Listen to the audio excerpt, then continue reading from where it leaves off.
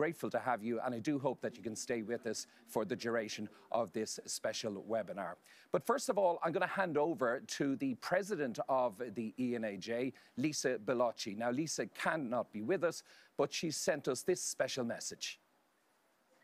Dear Commissioner, dear speakers, dear guests, on behalf of ENAJ, I am proud to welcome you to this forum, Agriculture on the Front Page.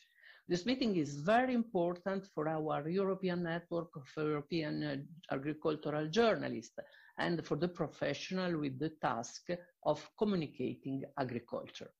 It's an honor for us to have the Ag Commissioner as a keynote speaker. In the UAE, the 20% of the population is rural. The primary sector involves 22 million of farming workers and 40 million of workers in the agri-food industry. The value of the output produced by the US agricultural industry was an estimated 414 billion euros in 2020. It's clear we are focusing on a key sector of the UAE economy, which certainly deserves to be posted on the front page in newspapers and in TV and radio reportage. Agriculture produces our food too, and consequently, its role is important for each one of European citizens. Moreover, farming is also a cornerstone in protecting the environment, and all of us knew very well that there is not a planet B. A few days ago, the European Parliament gave the final green light to the new Common Agricultural Policy, 2023-2027. It's a policy aiming to be sustainable from the economic, social, and environmental point of view. In a few minutes, Damien O'Reilly will ask the Commissioner and our panelists, the Member of Parliament Colm Markey, Diana Lenzi, President of CEJA, and the specialist German journalist Thomas Friedrich, how these targets can be obtained. 1 month before a big, important anniversary, our meeting is taking place. In January 2022, in fact, there will be the 60th birthday of the Common European Agricultural Policy. Looking forward to this event, today we want to celebrate another wonderful occasion, ENAJ 10th anniversary. You will discover how at the end of this meeting. To conclude, let me thank the audiovisual unit of the Directorate General for Communication of the European Parliament and all the ENAJ Management Committee, beginning from the former President Hans Siemens. Now please stay tuned. Mr. Wojciechowski and Damien O'Reilly are on stage. Thank you. Lisa Bellocci, President of the ENAJ, thank you very much indeed for that. Now, as Lisa said there, I'm joined here in the European Parliament, live in Brussels, by the EU Commissioner for Agriculture and Rural Affairs, Janusz Wojciechowski. Commissioner, you're very welcome. We're delighted that you could join us for our special birthday, and I invite you now to address our members. Thank you very much, Madam President Bellocchi, Mr. Vice President, ladies and gentlemen. Good afternoon to you all. Thank you for giving me the opportunity to address this forum and to celebrate with you your 10th anniversary. Congratulations on reaching this milestone. Since taking office as a commissioner, I have always been impressed by the professionalism, knowledge and passion of agriculture journalists. It's clear that the work you do as journalists is essential for the work we do in the Commission. It's clear that the work you as a journalist is essential for us to reach the public and send to our message to farmers, rural communities and other stakeholders. It's also essential for you to bring their messages to us, to bring their questions and concerns about how the policy is working on the ground. Your work is especially important at this moment as we finalize the reform of the CAP over the coming months. Mr. Vice President, thank you for your wishes for my birthday, but the best gift for me, my birthday, was publication of the free regulation, which is the three basic acts on the reform of the common agricultural policy. After the long process of the difficult political debate, we achieved the compromise, political compromise in June on the CAP reform, and this month we finalized the legislative work, the legislative part of the reform. 23rd of November, the European Parliament adopted the CAP reform with a strong majority of votes. It was about the two-thirds part of the Parliament voted in favor of the reform. 2nd of December, European Council accepted the reform. All member states, only one member state was abstention. The 26 of member states supported the reform. And as I said before, the 6th of December, the package, legislative package was published in official journal of the European Union. This is strong political mandate. This support of the European Parliament, support of the Council, this is strong political mandate for the reform. But first of all, this is important, the support of the farmers. And thank you very much for the agriculture journalists, for your work that you inform all time about the negotiation process, about the trilogue between the co-legislators with participation of the Commission. It was very important. The communication was very important for the success of this reform, for achieving the compromise, which is the best which was possible in my opinion, in my point of view. We have the common agriculture policy for the next period, which, first of all, this is the biggest reform in last 30 years. Many, especially during debate in the European Parliament, many members of the Parliament express this opinion that we have the biggest reform in last 30 years.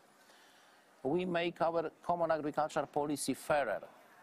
What means that, first of all, nobody should left behind, especially small and medium-sized farmers. We lost in last year, in the past, a lot of them. 4 million farms, especially small farms, we lost during 1 decade, about 1,000 per day. And we need to stop this process because we need all types of farming in European agriculture. We need also the small and medium-sized family farms. They are very important for sustainable development of our agriculture. Fairer, it means also the more transparency in the process, especially in the process approval of the strategic plans. I just, a few words I say later about this, how important is this phase of the reform. But also the fair approach for the member states. We have different starting points for member states, especially in the environmental ambitions. Different level of the greenhouse gas emissions, different level of the use of fertilizers, pesticides, etc. We need to be fair for the member states with our expectation, their effort to achieve, to improve the situation. The reform is, the direction of the reform is to have the greener agriculture. The targets for environment, for climate, animal welfare, which is a very important achievement of this reform. They are a very important part of the reform. And more effective common agriculture policy. We will measure the outcomes of the reform more concretely than in the past. But we finalized the legislative part of the reform. But the second part is also very important. This is the strategic plans, national strategic plans. The full picture of the reform we will see from the strategic plans. Flexibility, we give more flexibility for member states than in the past. The member states will decide in their strategic plans very important political, they will decide very important political issues. For example, who is active farmer, who is entitled for the direct payment. Small and medium-sized farms, the redistributive payment, who is small, who is medium size of the farmers. This is decision on the level of member states. What eco schemes member states choose? There is mandatory to spend 25% for environment, for eco schemes in the first pillar, but member state will decide what eco schemes they propose for their farmers. And what intervention in the second pillar, what the climate and environmental measures or other measures, how much they will develop their organic farming. This is very important. We have the ambitious target, 25% agricultural land under organic farming, but member states will decide how much they will develop their farming into organic.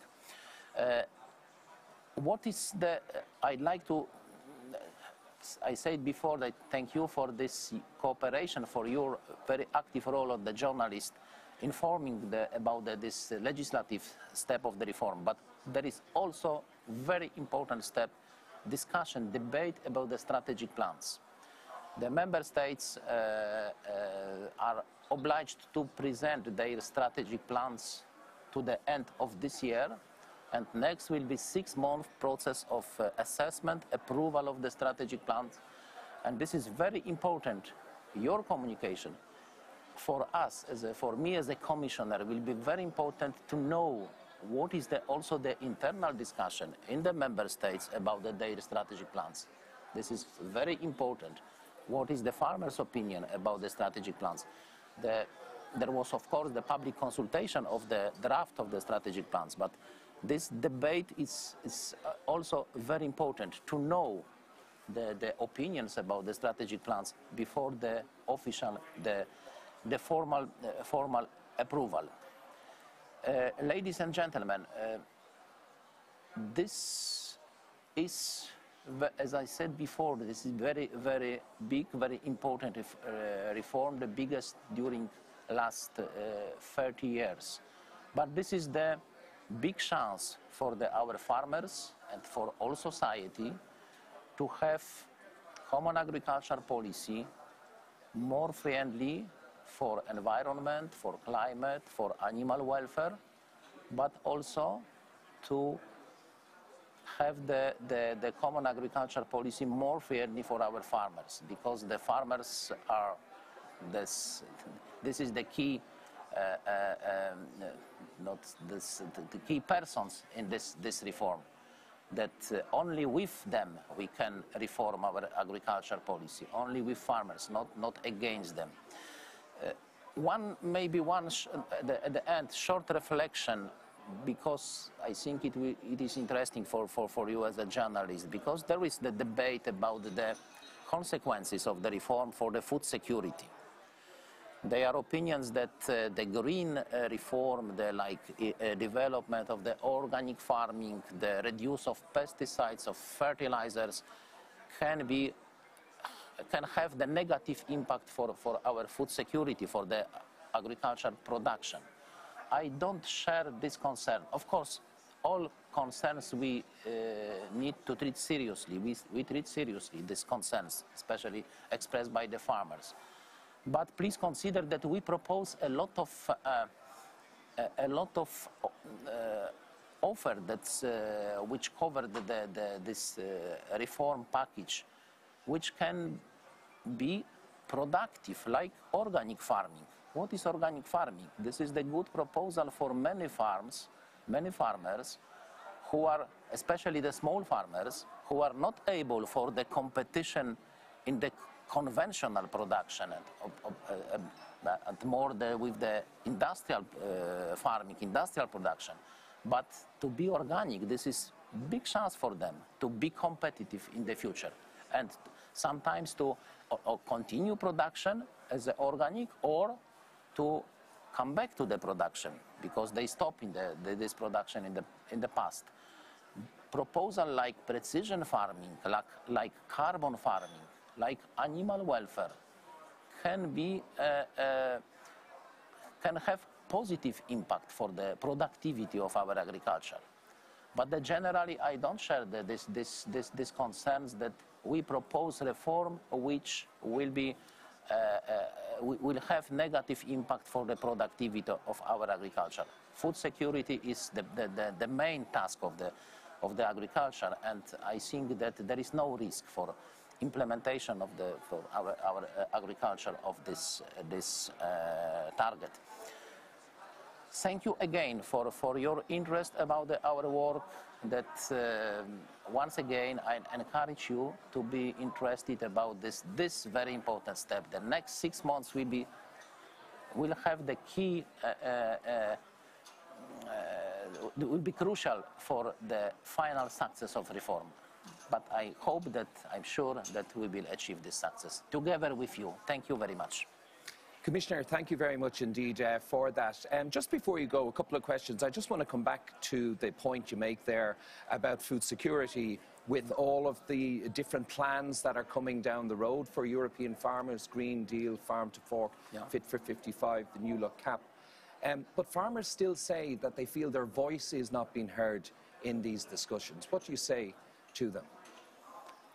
I think that the voice of farmers was heard more than in the past, because the strategic plans, that it was mandatory for member states to organize public consultations. We will know later the detailed data, but I know that thousands of farmers, of representation of farmers' organizations, they expressed their opinion about the strategic plans, and they were 3 rounds of the three times. The 3 versions of the plan was proposed for the public discussion. Each farmer who wanted to present his opinion, it was possible for the farmers. Also, we will continue the debate with the farmers. This will be during also the process of approval, assessment of the strategic plans, approval strategic plans. We will also to hear the voice of the farmers. Okay, and in relation to the climate targets, of course, food production has a major challenge ahead now across Europe to reduce emissions. Do you think that the food producers of Europe, that they are tooled now and that they are equipped to reach a carbon zero farming by 2050 and indeed be more efficient by 2030? In this legislative package of the reform, especially the eco schemes, they are tools to achieve these ambitious goals, like precision farming, to reduce the use of fertilizer, the pesticides, without reduction of the production, because what is the precision farming? It is to use the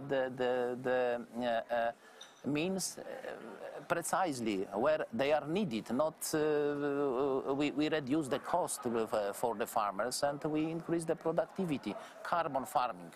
Next week we will publish our communication about the vision of the carbon farming for the future, and to incentivize farmers for the practices which are allow for the carbon sequestration in the soil. This is very important, and we have instruments. The eco schemes. This is a good instrument to incentivize farmers for good practices for reduction of the greenhouse gas emission. But what is also the important, not directly in agriculture, This is the transport.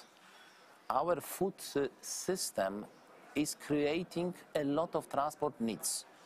This is 3 billion tons of the agri-food and food products are transported across the European Union each year.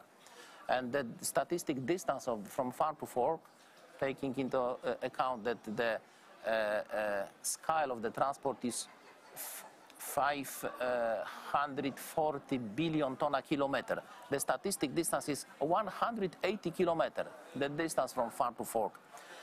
Supporting the short supply chain, support development of the local processing industry. This is the chance to reduce this distance, also to reduce the emissions from the transport of food, of agri-products. This is the space in which we can achieve a lot. This is, and consumers, EU consumers, will have a big role to play in all of that as well. Commissioner, yes, thank you so much indeed for joining us and taking time to be with us here today. We really do appreciate it. Thank you very much. You're listening to us live here in the EU Parliament in Brussels. We are celebrating the 10th anniversary of the founding of the European Network of Agricultural Journalists. We have lots more to come, including a guest panel coming up after this short break. Do stay with us.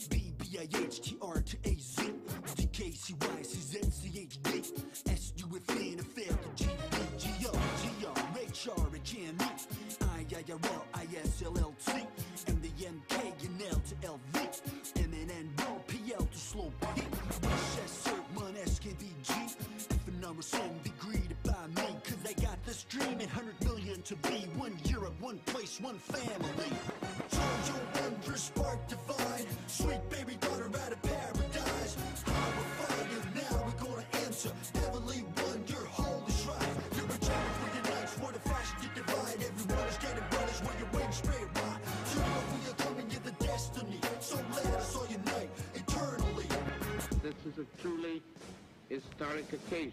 There's been so many wars and hate throughout town. Been so many feuds and prejudiced minds. Been so much oppression and been so much pain. Decades of imbecility, that's a shame. But now we are new, now we are free. The rightful kids of ancient history.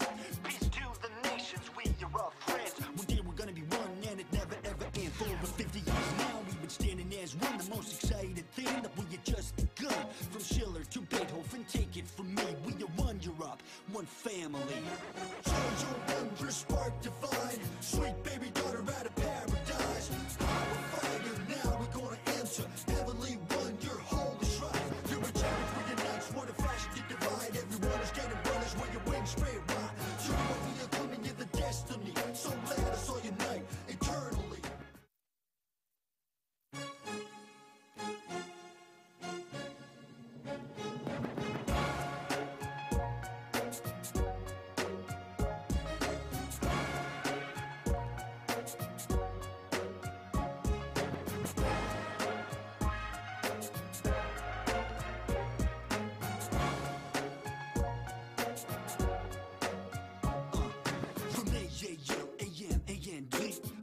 IHTR to AZ, DKCYCZCHD, SUFN, affect GBGO, GR, HRHME, IIRL, ISLLT, and the MK and L to LV, MNN, roll PL to slow P, SSR, 1 SKVG, FNRSN, be greeted by me, cause I got this dream and 100 million to be one Europe, one place, one family. Charge your wondrous spark divine, sweet baby daughter out of paradise. Power fire, now we're gonna enter. Heavenly one, your holy shrine. You're a child for your nights, what a fashion you divide. Everyone is getting brothers where your wings spread wide. Show me what we are coming, you're the destiny. So glad I saw your night eternally. This is a truly historic occasion. Nous avons triomphé. There's been so many wars and hate throughout time. Been so many feuds and prejudiced minds. Been so much oppression and been so much pain. Decades of imbecility, it's a shame. But now we are new, now we are free. The rightful kids of ancient history. Peace to the nations, we are all friends. One day we're gonna be one and it never ever ends. For over 50 years now, we've been standing as one. The most exciting thing that we had just begun. From Schiller to... And you're welcome back to the EU Parliament here, and I've been joined now by a specialist panel. Colin Markey is an MEP from Ireland. He's a former Young Farmers leader in Ireland and a dairy farmer there as well, but has been here in the Parliament for over the last 12 months. I'm also joined by Diana Lenzi, who is the current president of SEJA, the Young Farmers Union of Europe, and she, in her spare time as well, back home in Tuscany, runs the family winery. And I'm also joined by Thomas Friedrich, who is from Germany, but a well-known, well-established EU news correspondent of many years' experience here in the Parliament. You're all very welcome. Thank you very much for joining us. Diana, I might just go to you first. We are going to be talking, I suppose, about the disconnect between consumers and farmers and the role of the media in all of that, and how, I suppose, agriculture can make its way back onto the front pages. But just in relation to listening to the Commissioner there, are you happy as a young farmer that you are equipped and ready to go to meet all of the climate challenges that we have to meet between now and 2030? Happy would not be the term I would use. I think it is a great challenge and a great opportunity, the one that we are facing right now. And it is such a huge challenge that we need a lot more instruments in our toolbox. We need really possibly all the tools, instruments, policies that can enable us to succeed, because the challenge is huge. Agriculture needs to do its part, and we all agree on this. This is most definitely the bottom line. But as you said, it's a journey that we need to face together. It's not just a journey of the agricultural sector. It's not just a journey of farmers. It's how do we put everyone back into a more systemic, sustainable way of producing and consuming. And that's where the big challenge also lies. Because if we do our part, but then our part isn't rewarded by the market, is not understood by consumers, is not valued by consumers, then, of course, we have a kind of a win-lose situation.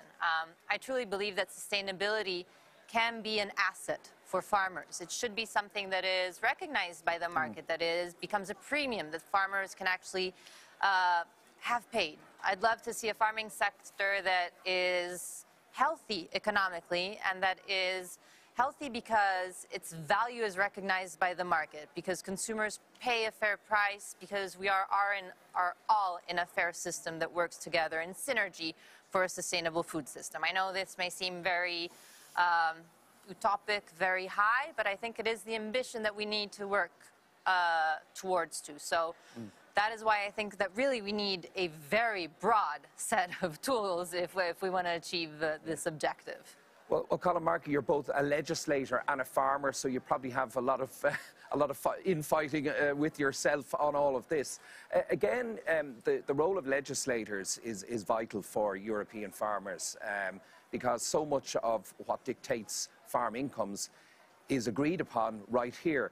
Do you see the dial changing in a particular direction here in the Parliament, which will be either good or bad for food producers into the future? I think one of the things probably here in the Parliament, and indeed in the conversation at large in Europe, is if you like, in the last number of years, it's very much setting agriculture against the environment, pitting one against the other. There's a constant debate of, let's say, the environmentalist lobby will say, suggesting that farming has challenges. And I think the truth of it is that for farming to succeed and for us collectively to succeed, as was just described, we really need to work together. And people don't seem to be prepared. They seem to see the agriculture and the environment at the opposite end of the spectrum. And to me, it's about putting the two walking down the road together. The two, the knowledge, the solutions. It's the farmers, the people closest to the systems, know where to find those solutions. And sometimes I feel that at the legislative level, there's maybe not an understanding of that. There's a bit too much of a disconnect between, let's say, there's a disconnect, you said it yourself, at consumer level with agriculture. But equally, there may be too much of a disconnect at legislative level as well. and then some of the practical nuances, the unintended consequences are lost. And as a result, we find things come through that maybe are bigger problems than they should be. And I think the people best placed to find the solutions are the people closest to the situation. And sometimes I think that's lost. And certainly, as someone who would be close to agriculture in the Parliament, I would feel there's many in the Parliament are inclined to think they know best, and I don't engage with the people on the ground. And I think that's where the agricultural journalists come into the picture, are so important. They have to communicate the message of agriculture to the general public and to the legislators. And equally, they have to, if you like, tease out all the issues at agricultural level and get to the nub of the science of it. And that's where we'll find the solution, in the real detail of the science and the practical solutions. And journalism and that communication is such a key part as regards that. Okay, well, on that, Thomas Friedrich, you're a news reporter in general. Agricultural journalism is a very niche area, of course. But you, over the years here, would have reported, I'm sure, on an awful lot of Ag Council meetings and stories relating to agriculture and food production and the Common Agricultural Policy. As a reporter, have you found and discovered that it's become more difficult and harder for farming and food stories to make the front pages in the mainstream media? No, not at all. But first of all, congratulations for the 10th anniversary of the European Network Agriculture Journalists, because the role of journalists is key to bridge the gap between the consumers' expectations and the role of farmers in a completely changed environment. Often we hear, not only in Brussels, and I'm based here for more than 20 years, an EU correspondent, serving 5 years for a major German top agrar publication. And often we hear from farmers' organizations that we as farmers, we are not heard, they do not listen to us, and Brussels, they have no expertise, what is really key. But I think it's not true. I think professional journalists should bridge the gap between consumer expectations and to bring agriculture topics on the front page. But we already experience it. 3.5 years discussion since the CAP reform was tabled from Irish Commissioner Phil Hogan. It was an ambitious proposal, but it was watered down during the German presidency, and now we see the political agreement is a minimalized compromise. The commissioner just said, Wojciechowski, the compromise was the best which was possible. And the political agreement, which was taken in June 2021, had the 3 main topics to have in the future: fairer, greener, and more flexible gap. Yes, it will be more flexible indeed, because the new delivery model gives the member states the opportunity to do their best. But is it a fair gap? If we acknowledge that in the last 2 decades, only in Germany, half of the family-owned farmers came to an end. And between 2010 and 2016, 15% all over European farmers came to an end because the income is not sufficient. Why the income is not sufficient? And will the new CAP reform really bring more income to them? I have doubts. Yeah. Why? Because it's not fair that as well in the future, only 20% of the farmers, of the big and huge farmers, will get 80% of the overall budget. And that has been something that's been going on for that's a continuous debate, isn't it? The 80-20, 20-80. Diana, just on the issue of disconnect, it's a word which has come up quite a lot here today, the disconnect between consumers and farmers. Again, is that worrying from a farmer perspective? You know, and are young farmers feeling a little more isolated because their story is being misinterpreted in a lot of ways? It is. I feel that the farming community is suffering from a negative narrative. It's always, we hit the front pages when there's a negative story to be told, when there's the spotlight is always put on the bad farming practice, on the on the farm that isn't up to standards in terms of animal welfare. And I'm fine with saying that those are examples that need to be corrected.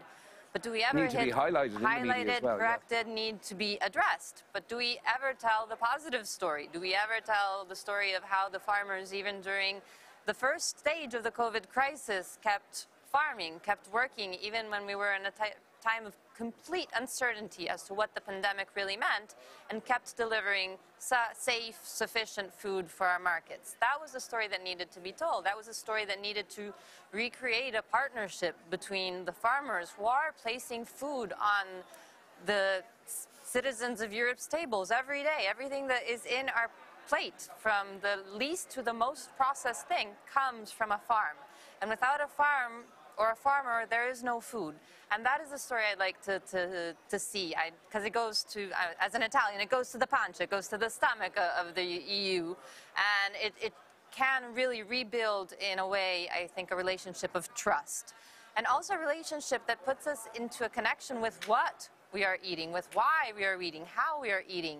And this is how we build a more sustainable system, because it puts on the same level two very important partners that are isolated normally at the two ends of the value chain and are tried to be placed as opponents. Well, instead we're not. We work for consumers, and consumers eat because we exist and we farm. If we take one of the two out of the equation, there is no food system.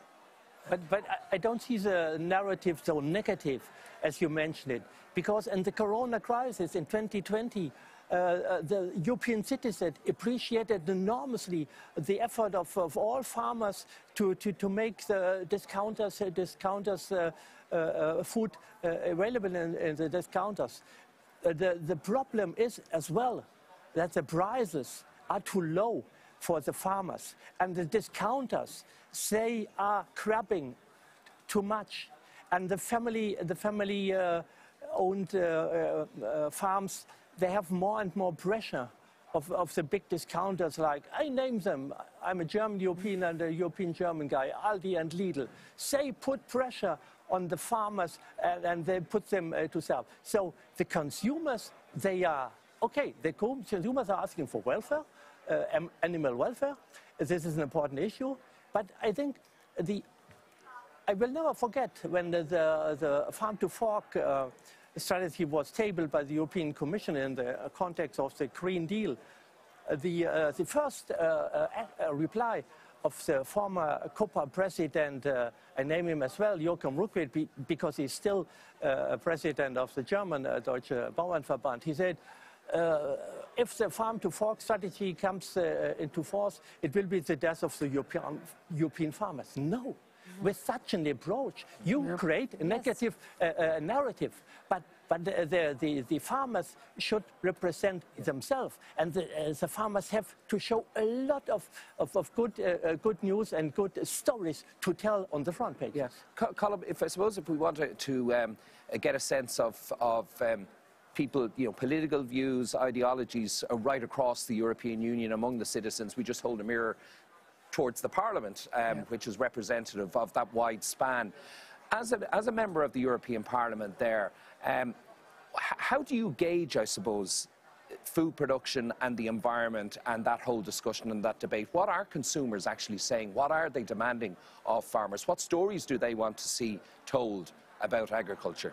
I think the problem is we need to bring the two closer together. I think that's a little bit of the conversation we have. To ensure that there's an understanding and they can connect with where their food has been produced and understand it and make sure that it's been produced in a sustainable way. And I think, to be fair, there's often, as you say, there's often a negative narrative there. And I think what we need is to allow the consumer, or show the consumer, that farmers really want to own that agenda and set the direction it's going to into the future. Because I think agriculture and the environment can work closely together and find the solutions from within the sector. And I think the problem we have at, if you like, the Parliament, that you talked, the mirror that you're looking at there across the Parliament, there's people who don't understand necessarily that from within farming we can find the solutions, we can find the challenges to our greenhouse gases, to our biodiversity. All those solutions are there because ultimately the farmers at the back of it all chose to be farmers because they are the ones who, more than anybody, who love the environment. And I think that's where the disconnect at the Parliament level is, that people don't necessarily understand how much farmers are invested in the solutions and where we can find solutions. Okay, and when we talk about the environment, question to you both, when we talk about the environment and the role that farmers and agriculture will play, obviously in reducing emissions, there is a spotlight on farming, and in your own country, indeed, Colin, at the moment, where agricultural emissions account for 1/3 of all emissions. Farmers feel frustrated and they blame the media, they blame us, and they say that we are misrepresenting what they're doing. Do you get a sense of that? Are you frustrated along those lines, or do you think that the media are being fair? I don't think it's the media. Ultimately, the media are carrying the message. I think farming in general has to be careful about the message it portrays. It has to be seen to being progressive and being willing to take on the challenge in an ordinary, simple, progressive way.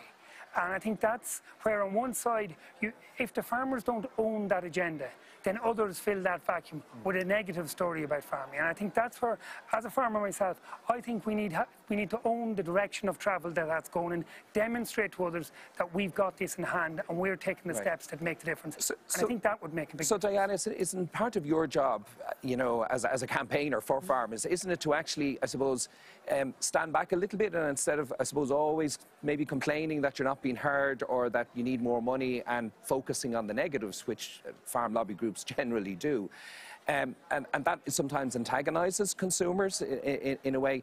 Do you think that maybe you should be a little bit more proactive and more positive about the future? Well, being that I do represent the young farmers of Europe, I do get to have the possibility of having a very long-term vision, which means I'm not fighting for a position of today. I am fighting to build a future. When you have a new generation come in, and when especially you're working to make sure that a generation behind you can come into the sector, you're really working to reshape the system, to make sure that as the system proceeds, it enables farmers, and young farmers especially, to find their place. But here we have a problem of communication. Any message can be distorted and interpreted differently according to how you communicated it. And that is what the big power that we have now is, making sure that messages are properly heard. I mean, when the Farm to Fork came out, if you just look at it from a black and white perspective, it's numbers, it's algebra that in a farmer's mind will never meet the ambition of sustainability. If you then look at it instead as, let's say, a strategy, as the idea that we want to enhance a more sustainable production and a more sustainable way of consuming, and you put those two things together and you say that that is our way to becoming more sustainable, then that is something the farmer can actually wrap his head around, because, as Colin was saying, he will find the solutions at farm level. That's the thing. We have such a diversity and such a richness in European agriculture that we are allowed to look at farm level to every single little aspect that we can improve to make sure that we do meet those ambitions. So communication is key here. Yeah. How do we get the message across? Well, that goes back to the original question about communicating what is happening at farm level outside of the niche agricultural media. It's not really happening that much. That's what farmers say. They are making changes. It's not reflected in the mainstream media. What do you say to that charge? The representatives of the farmers here on the European level, they are blaming the EU institutions not deliver the right future models. But the future model is there. The future model is clear. The future is sustainable farming. And there is no future without sustainable farming in the broader context. In the beginning of the common agriculture policy among 6 member states, they dedicated 65% of the EU budget to agriculture, because in those days it was a strategic goal to achieve all citizens. Now we are in a completely different situation. Yeah. Agriculture, European agriculture, is a global player, so we have to take into account. And talking about climate change, we cannot deny it. I'm science editor by training. I studied biology, so I know what I'm talking about. So I heavily would advise and I do my best as journalist to bridge the gap between the farmers' associations who do not do a good job for the family farmers. And the family-owned and the small and medium-sized vineyard producers, and what is all about. So communication is key, and let please not the communication be shifted first of all to the lobbyist representation, but let's make a proper narrative. This is the wording which is now among us.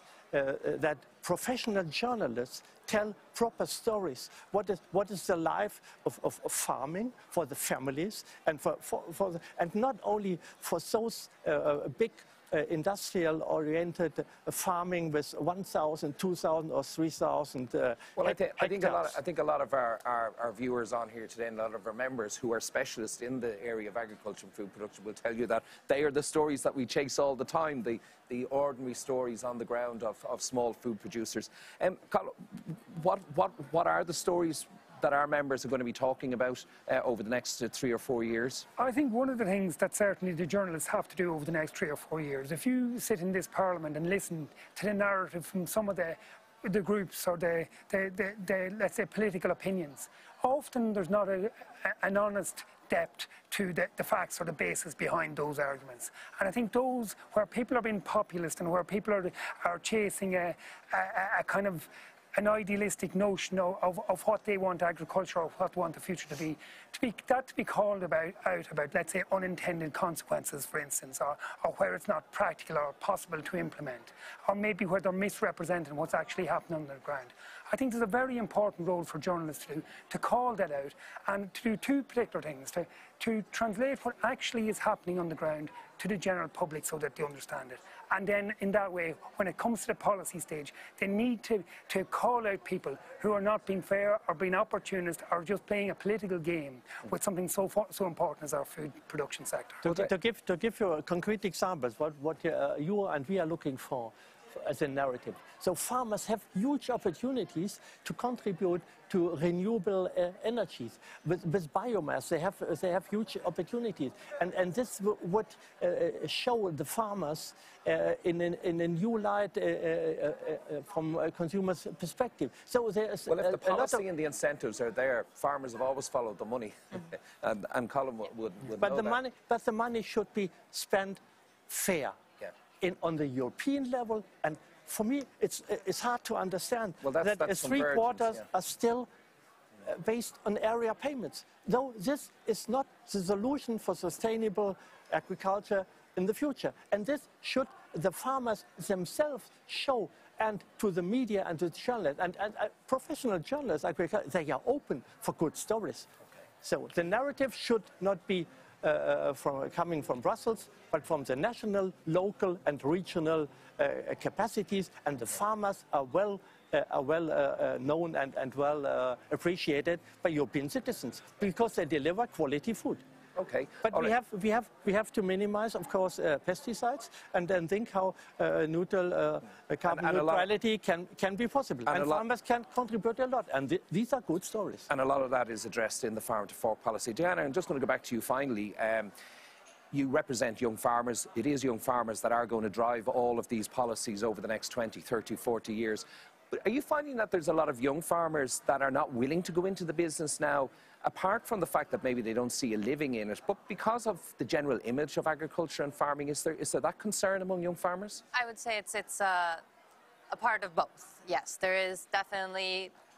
I don't think any sane person would start working in a specific sector if they didn't feel they could make an honest living out of it. And it's ridiculous to ask young farmers to actually do so. So we do need to have the possibility to believe that we can build a fair income for what we do and for what we produce, also in terms of what we're giving back to the environment, because we also have a positive impact on the environment. The other thing is that I don't think that the young generation actually has an idea of what farming today really is, about how many great possibilities there are in terms of what technology is giving us, what research is giving us, on what new productions there are, and how the market is diversified, and how the way that you can put in so many different new skills that make the farmers of today very different from the farmers of 30 years ago. You don't just need to know how to drive a tractor, plow your land, or milk a cow to be a farmer. There's a lot more to it, and that can also meet the ambition of so many people. I see some of the greatest farmers of today in my generation are people who've gone back to the sector, who are bringing in these new skills and this also new vision towards their farms, their families, their market. Okay, all right. Well, we're going to leave it there. We've run a little bit over time with this part of the programme, but I want to thank you all so much for going out of your way to be with us here today, to Colin Markey, MEP, to Diana Lindsay of CEJA, and of course to you, Thomas Friedrich. Thank you so much for joining us here in your home, I suppose, because this is where you spend so much of your time reporting. Weeks and months and years. Okay, all right. Well, thank you very much. Wishing you all a happy Christmas. Stay with us for the final part of our programme here at the EU Parliament. Back after this.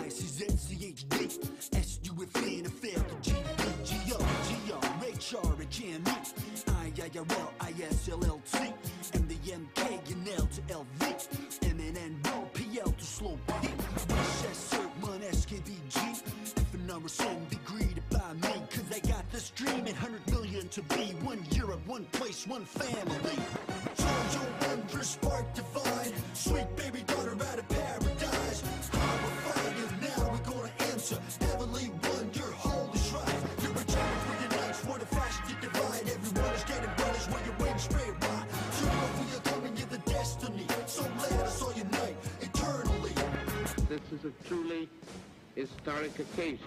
There's been so many wars and hate throughout time. Been so many feuds and prejudiced minds. Been so much oppression and been so much pain. Decades of imbecility. It's a shame. But now we are new. Now we are free. The rightful kids of ancient history. Peace to the nations. We are all friends. One day we're gonna be one and it never ever ends. For over 50 years now we've been standing as one. The most exciting thing that we had just begun. From Schiller to Beethoven, take it from me. We are one Europe, one family. Charge your wondrous spark divine. Sweet baby daughter out of paradise. Power fire, now we're gonna enter. Heavenly one, your holy shrine. You're a champion for your nights, what a fashion to divide. Everyone is getting brothers where your wings spread wide. Sure, we are coming, you're the destiny. So glad I saw you night eternally.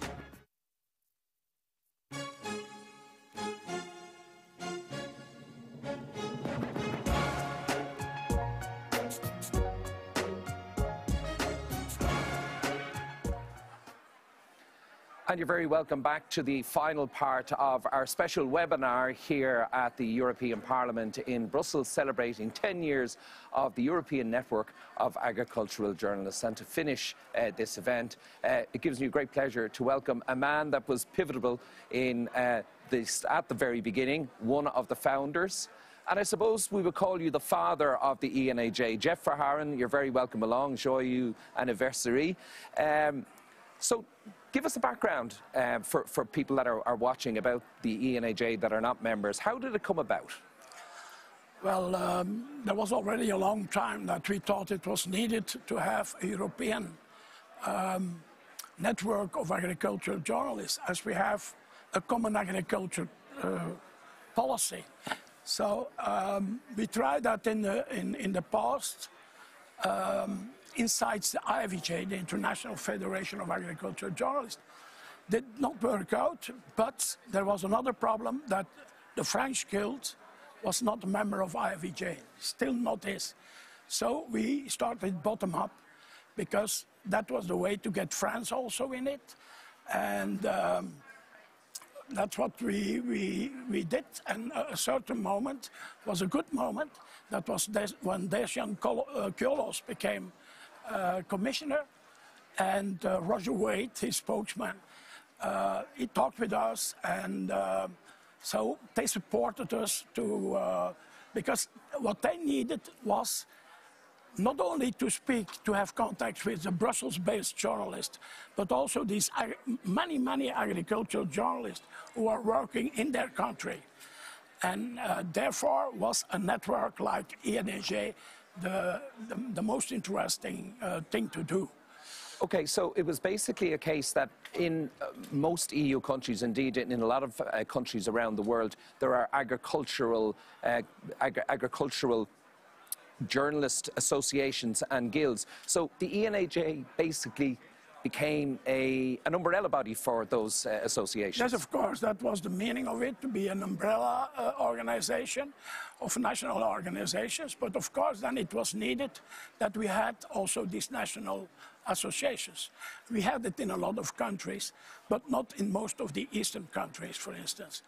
So we helped, that was one of the objectives, to help to found associations in those countries. So in the meantime, we helped to found associations in Romania, in Bulgaria, in Croatia, in Greece, not yet in Portugal and in Poland. They are very difficult in that way, but this succeeded, and at this moment and later on, we also create the possibility for EFTA countries to become members, like Switzerland and Norway, because they are part of the European space, so economically and also for agriculture. And again, for the benefit of people that are tuned in, that are probably not really aware of the ENAJ, the ENAJ is an independent voluntary body with an elected committee each year, which has nothing to do now with the European Commission in any shape or form. But as you said, Roger Wade was the catalyst at the time. He was the EU Commissioner spokesperson. He brought the various representatives of the different guilds together, and that is how ENAJ was actually formed over the last 10 years. So what other, what else does the ENAJ offer to agricultural journalists in the member countries? What do you do? Well, we thought from the beginning that it was very important, because we have, like Diana told, Europe has a very big diversity in agriculture. The different countries are very different in agriculture. So it's very important, because we have one policy, that people and also our farmers know about agriculture in their other member countries. So at a certain moment we started to organize low-budget press trips to different member states and give the opportunity to agriculture journalists to know more about agriculture in Romania, in Croatia, and name it. So we try to do it 5 times a year. Of course, with Corona, we are a little bit handicapped. But, so you've been giving members and journalists from around Europe that are members of their own guilds an opportunity to go and visit farms and mingle with journalists and farmers and legislators in other countries and report on stories from... Of course, I have to say it is very important to come together. The networking is also important, because, we can support each other. If we want to write about another country, if you know each other, we help each other. There's a very big solidarity between the journalists, and you can count on their help. If somebody needs something like pictures or information, well, there is a very good cooperation inside the network. But of course, it's important that Corona goes down so that we can meet again and talk and network. Absolutely, and you obviously want to continue for another 10 years building this organisation further. Maybe not with you or me involved, but because the committee has evolved very much over the last number of years. Finally, Jeff, congratulations and on all your own hard work indeed in running this guild. I must say that we are a lot of founders for ENAJ in the beginning, so we worked very hard.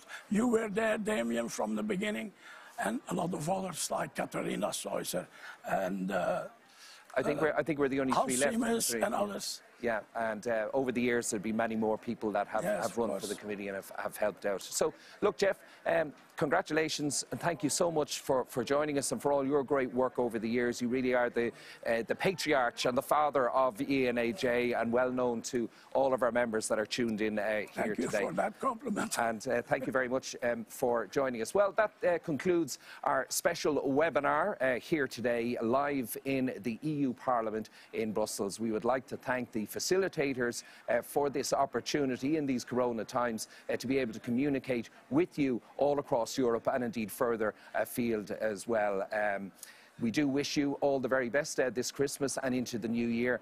And as I said, thank you to all of our guests and to everybody who helped put this together today. So on behalf of the European Network of Agricultural Journalists, we look forward to seeing you next year and in the years ahead, hopefully in person and on farms throughout Europe. Thank you very much. Bye-bye.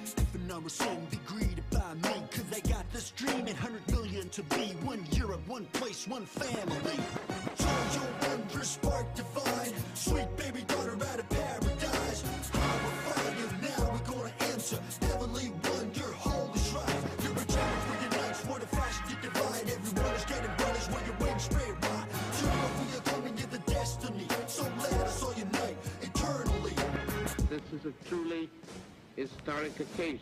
There's been so many wars and hate throughout time. Been so many feuds and prejudiced minds. Been so much oppression and been so much pain. Decades of imbecility, it's a shame. But now we are new, now we are free. The rightful kids of ancient history.